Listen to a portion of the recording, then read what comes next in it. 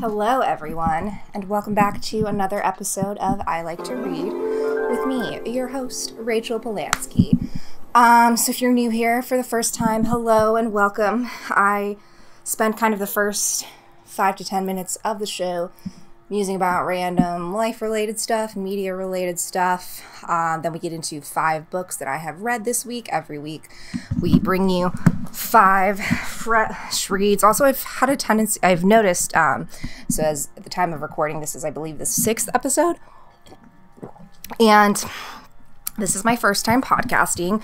Long-time listener, first-time recorder.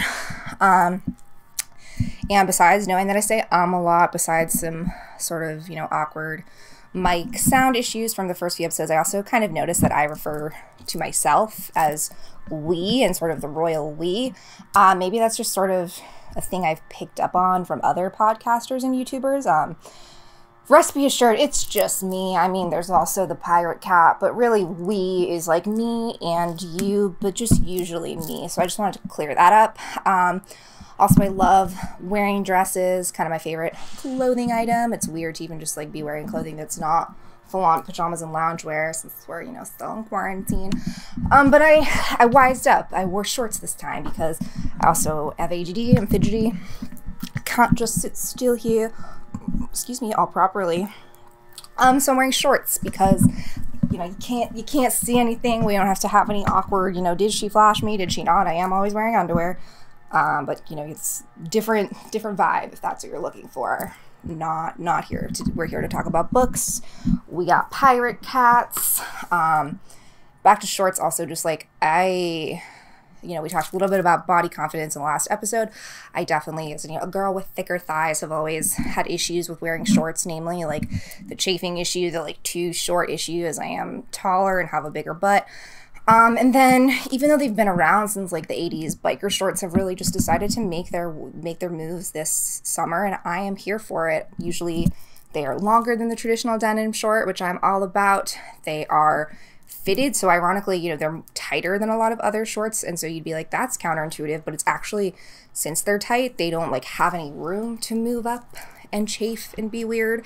And they come in a bunch of fun patterns. They're also super cheap, like denim shorts. This is a fashion podcast now.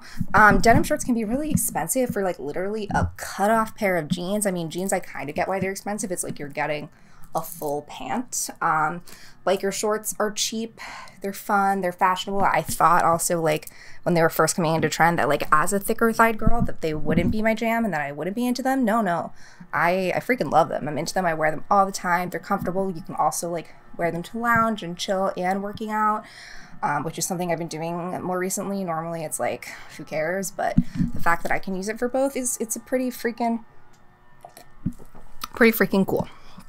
So before we get into this week's books, I just wanted to talk a little bit about some authors. Actually, this week, I've had the chance to speak with quite a few authors of note. The first one, I mentioned last week that I'm taking a nonfiction writing class through Catapult with Rachel Verona Cote. Actually got to meet her and hear her introduce herself and learn more about her. And so I spoke about her book, Too Much, How Victorian Women Constraints Still Bind Us Today, something like that. And her last name is pronounced Cote. I started the first of 6 weeks of a nonfiction writing for Diverse Voices online seminar. I finished my research by rewatching the show Daisy of Love, which is what I'm going to be musing about and talking about sort of my personal reaction to it and my past or lack of a past with reality TV and, exploring how this show is very absurd and literally the most fake yet the most sincere, and there's probably some sort of like German word that is an amalgam of both of those. So I finished that. I sort of started writing it, but I'm just excited to like get back into writing and sort of academia. I mean, it's kind of structured like how I imagine a grad school class would be, but it's really, I just feel like inspired. I feel good. There's 11 other women in the class who all come from very diverse backgrounds and ages and occupations, so it's really, and we all get to interact with each other, so it's nice to just be able to socialize a little bit with like-minded people. And it's also like, unlike college, it's like we actually want to be here. We paid for the class, we're committing our time to it.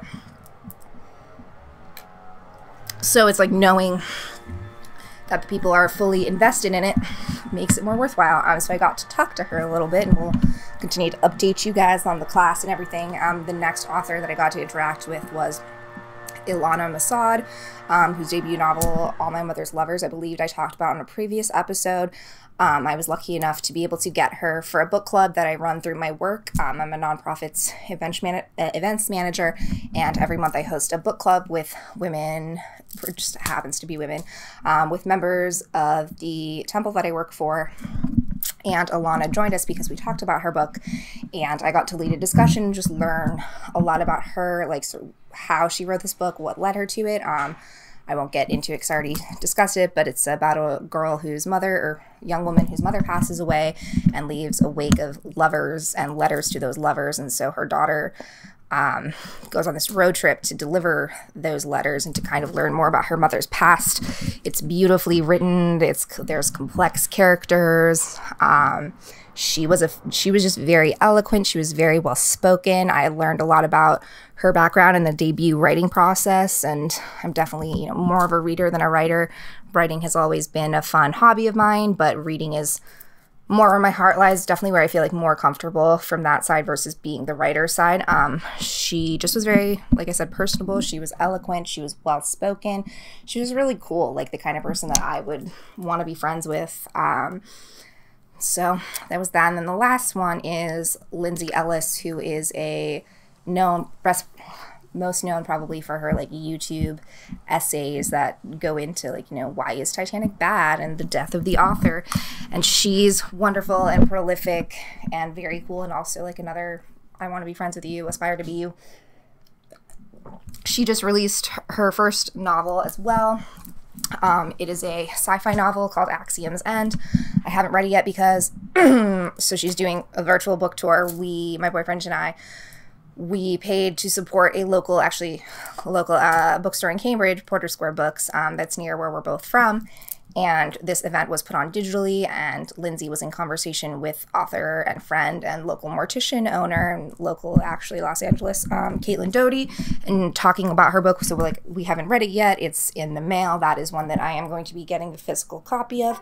And the one, so I might be able to do some reading for that. It's also signed, which is very cool. I'm excited. I don't read a ton of sci-fi, so I'm excited to delve into that genre, especially from someone who I already admire. And, it's always great to support debut emerging authors, especially when you know them from somewhere else, and to help them sort of just expand their craft. And I'm excited to read that. So that'll probably be featured on an upcoming episode.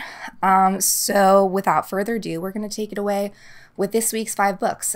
So if you've been paying attention, if you've been listening, you might notice that the majority of authors that I tend to feature are female. And like I said, I don't think that's really a conscious thing. I think that just maybe I happen to gravitate towards women authors more.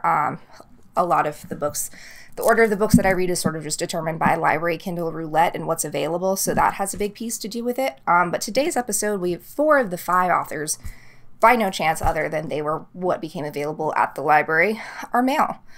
So the first one that we are going to get into is a book of poetry called Cult of Two by Michael Faudet.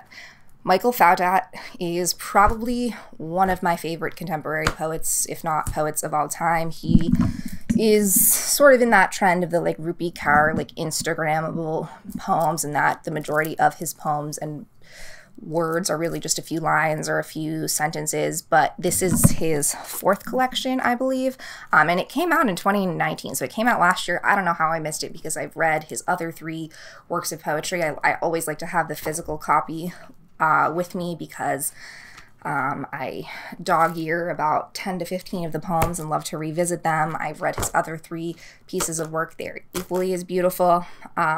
His partner, Lang Leave, also is a poet. She has written some young adult novels.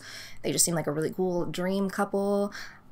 So I'm just going to read a few of the very short poems. This is definitely poetry is reading too, so if you're someone who is intimidated by a novel, if you're somebody who would prefer less than more but still really feel like they're getting something, they're getting something out of their book and they leave a changed person, and there is still Michael definitely likes to write sort of like recurring characters and recurring themes, so the poems have some sort of glue holding them together. It's not just like, here's a bunch of things I wrote, but they all sort of center, they center around love and darkness, and the depth of falling in love. So I'll give you a few examples. So here's a little one called In Love with Words. I'm not just in love with words, I'm possessed by them. My life consumed by the 26 letters of the alphabet and all the countless possibilities they bring to a page. How beautiful this world of dust and cobwebs, where the pen is mightier than the vacuum cleaner. Okay, so this one, let's see, I have so many. They're all like, some of them are so short that it's like, how you just wrote like 1, 2, 3, 4, 5, 6, 7, 8, 9, 10, 11, 12 words, and freaking beautiful. When will I see you again? So many promises wrapped up in excuses, always tomorrow, but never today.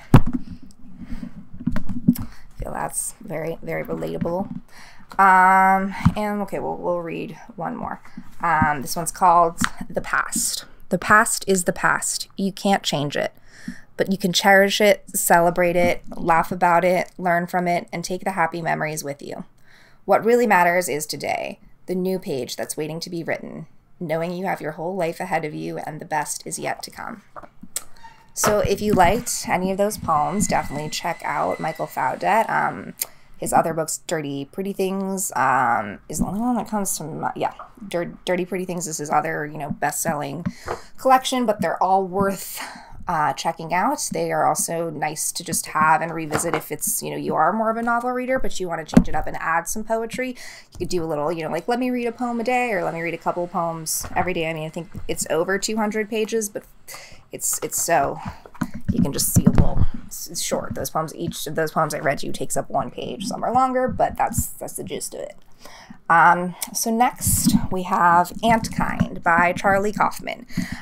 This is one of those that it was touted as, being a huge summer blockbuster in the novel form, had a hold on it on the library for quite some time and forgot about it until it came out this week, and then I read it. Charlie Kaufman is a screenwriter. He is known for Eternal Sunshine of the Spotless Mind, one of my favorite movies of all time. Just amazing. He's known for Being John Malkovich, which I actually just watched for the first time a couple months ago, and is another. He's very surreal, he's very meta, he's very weird but indie, and so this is his first foray into novel writing. It's sort of a take on the great American opus for 2020. I've seen it kind of compared to like John Updike novels. We lost the audio for a second. I don't know where I stopped recording. I'm just gonna throw it in right here. Blah, blah, blah, blah. Antkind, yes, Charlie Kaufman. So it's about 720 pages. So it's very long, but it flows. You never feel bored, even though you're pretty much trapped inside the main characters, B. Rosenberg's mind. So what's it about? It's about B. Rosenberg, who's sort of an insufferable film critic trying to find his raison d'etre, and he goes on a research project. He is in Florida and meets a very strange man across the hall.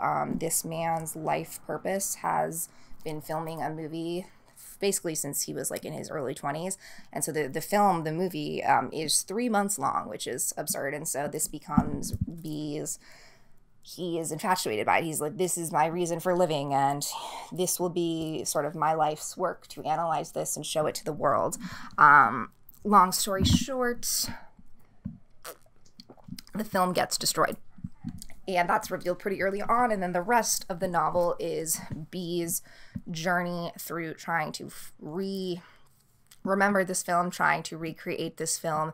That was like the only physical copy of it, and what this film means to him.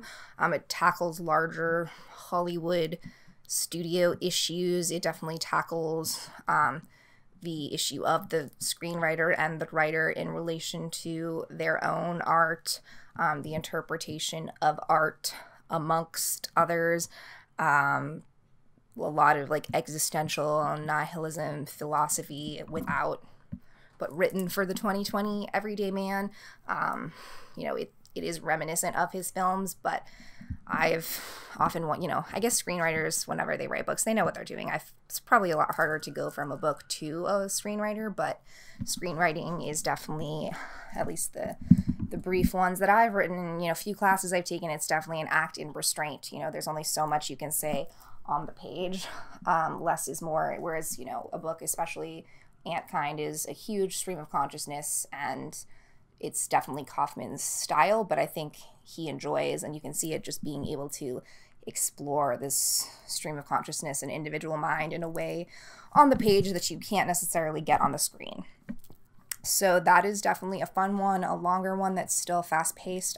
If you like any of Charlie Kaufman's movies, if you like weird satire, explorative, that's not a word, exploratory stuff, check out this one. This is good. And next we have Blacktop Wasteland by S.A. Cosby. So I think this has kind of been described as like Ocean's 11 meets Hell or High Water. And I haven't seen Hell or High Water, but it is a heist novel with that Southern element brought to it.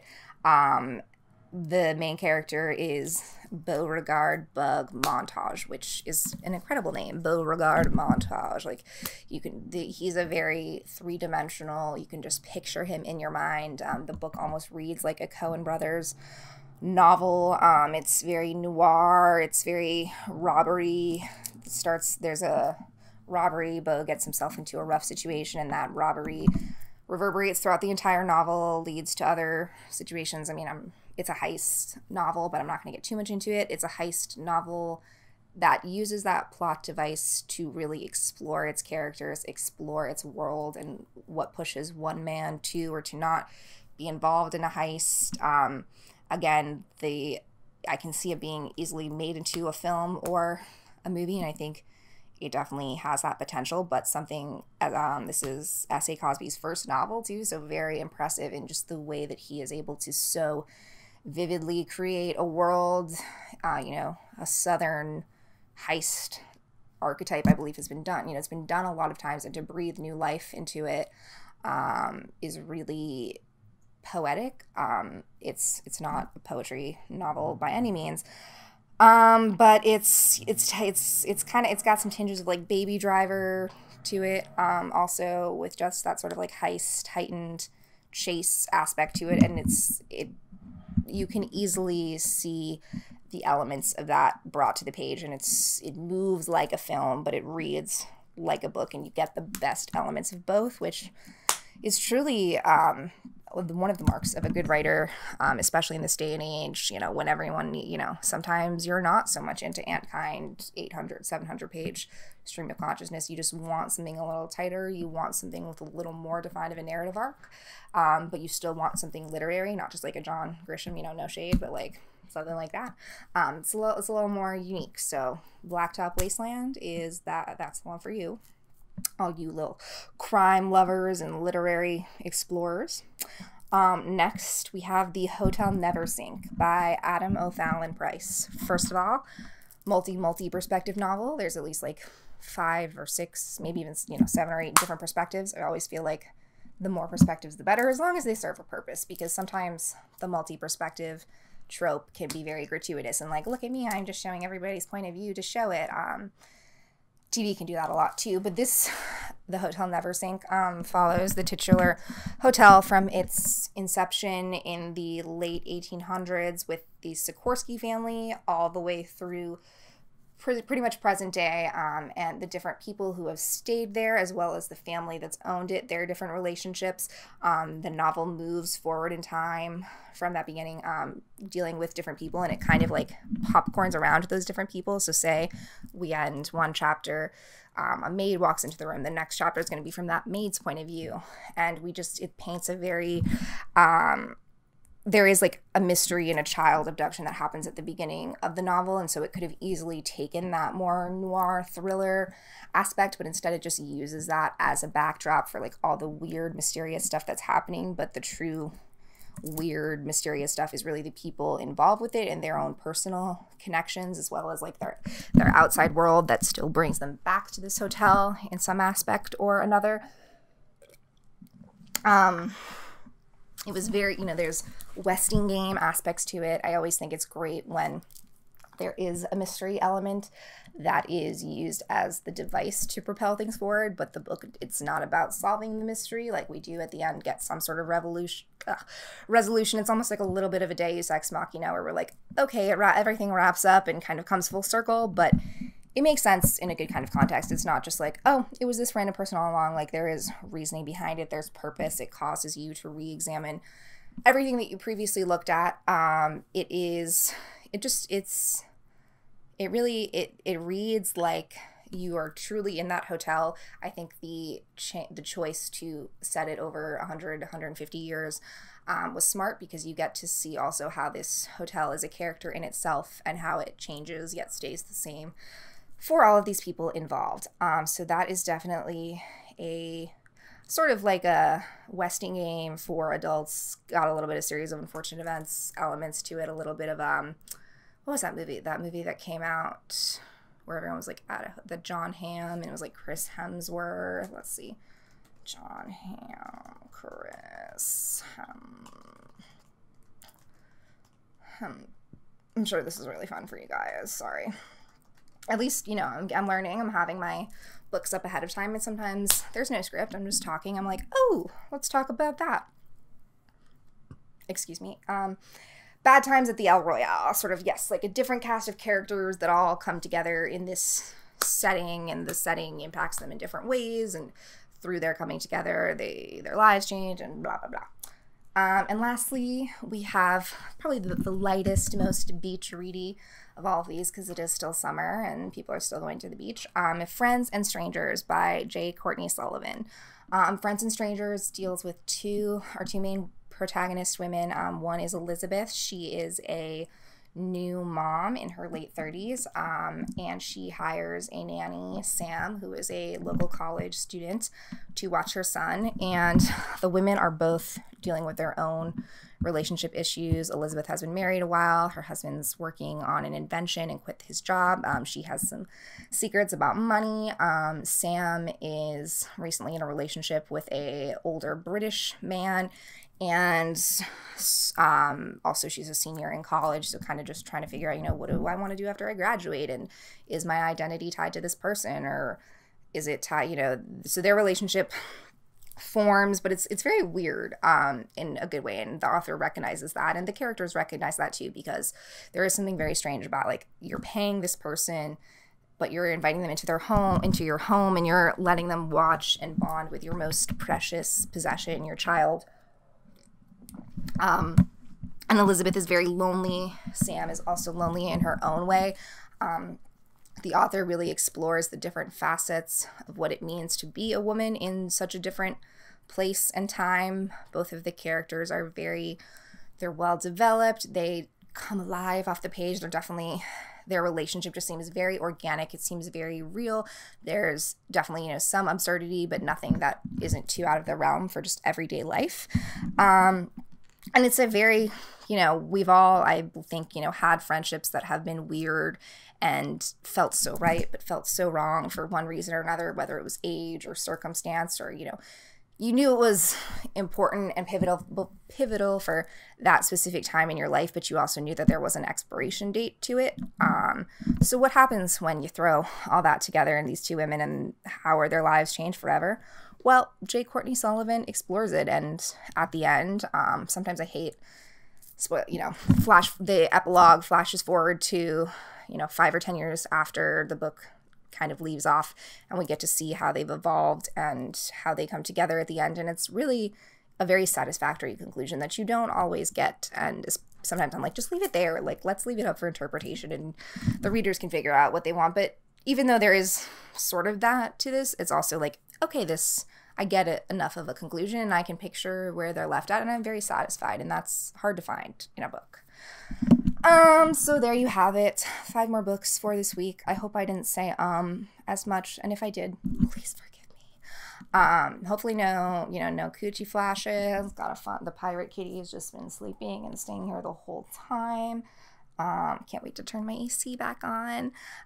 Make sure you follow me on Goodreads, follow me on Instagram. I am not as great about posting what I'm reading every day, but I do at least a few times a week post on my story what I am reading, so you can get a little sneak preview of the upcoming episodes. Make sure if you're listening to this on iTunes, make sure you follow on YouTube. If you're listening to this on YouTube, make sure you follow on iTunes, rate, review, subscribe. Also check me out on Goodreads. And until then, stay reading. Bye, guys.